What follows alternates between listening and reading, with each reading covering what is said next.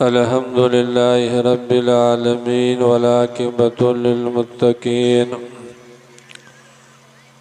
वस्सलातु वस्सलामु अला सय्यदिल अंबियाइ वल मुरसलीन व अला आलिहि व अस्हाबिहि अजमईन।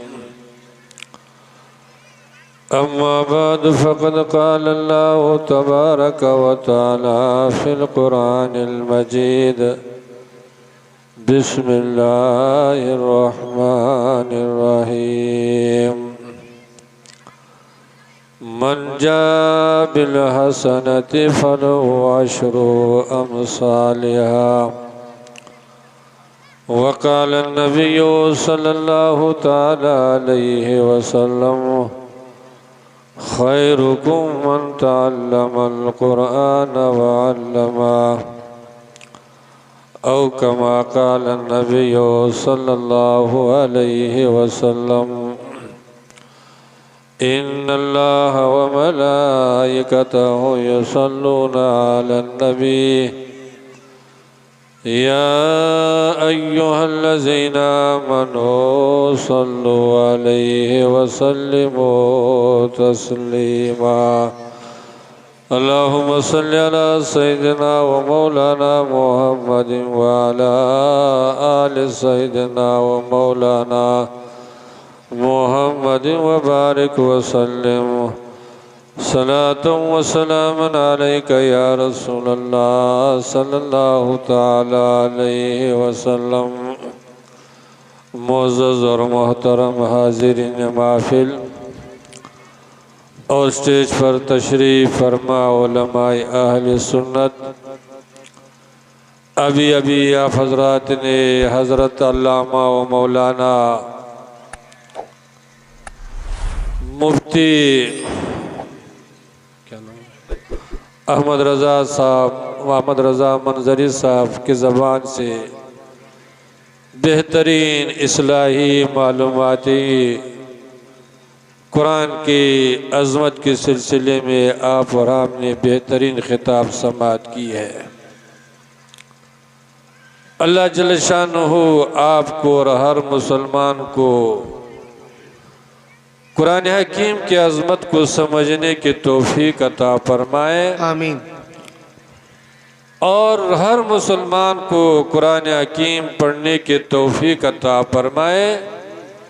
अल्लाह आपको भी और हमको भी और हर मुसलमान को कुरान के अहकाम पर अमल करने की तौफीक अता फरमाए। अगर आज भी मुसलमान कुरान से करीब हो जाए, कुरान को पढ़े, कुरान को समझे,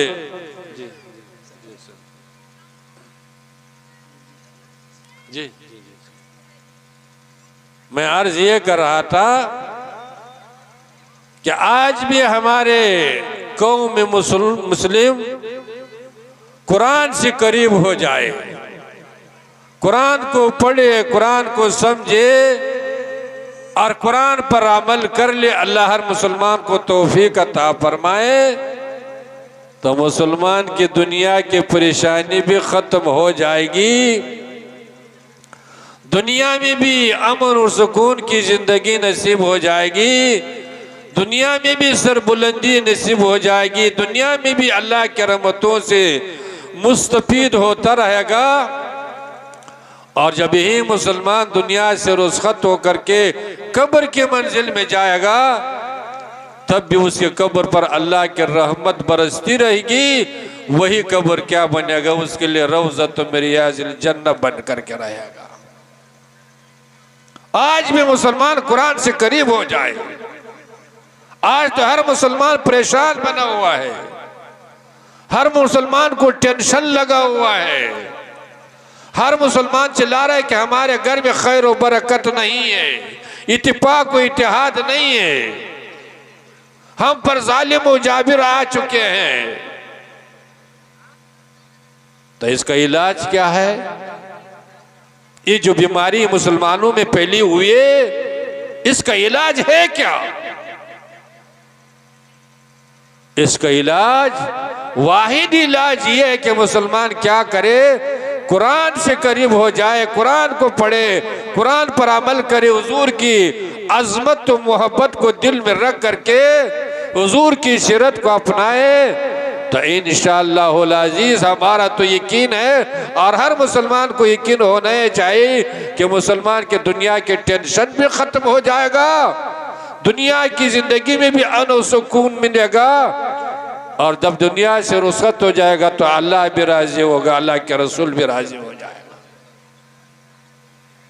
लेकिन वो जो मजाल है कि मुसलमान कुरान को पढ़े, मुसलमान को तो हर चीज़ का शौक़ है, जज्बा है, फुर्सत है, लेकिन मुसलमान को अगर शौक़ नहीं, जज्बा नहीं, फुर्सत नहीं, तो किसका नहीं, कुरान पढ़ने का नहीं, नमाज पढ़ने का नहीं, नेक अमाल करने का मुसलमान का कोई शौक़ और जज्बा है या नहीं।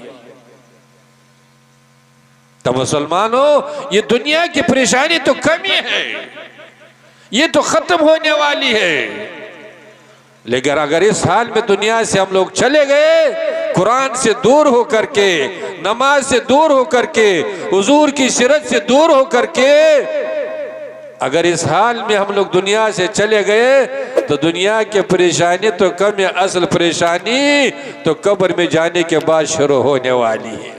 असल परेशानी तो मैदान माशर में शुरू होगी, असल परेशानी तो मरने के बाद शुरू होने वाली है। तो मुसलमानों, आज भी मौका है, आज भी अल्लाह ने तौबे का दरवाजा खुला रखा हुआ है, आज भी अल्लाह के तरफ से 5 मरतबा दिन में पुकारा जा रहा है कि मुसलमान हय्या अलल सलाह, हय्या अलल फलाह, हय्या अलल फलाह, ये मुसलमान कामयाबी की तरफ आओ, ये ईमान वालों कामयाबी की तरफ आओ। कामयाबी कहाँ है? दुनिया में है, दौलत में है, कुर्सी में है, मिंबर और मुखिया बनने में दुनिया कामयाबी है नहीं। अल्लाह फरमाते हैं कि ईमान वालों मस्जिद में आओ, नमाज में आओ, इसमें तुम्हारे दुनिया की कामयाबी, आखिरत की भी कामयाबी है।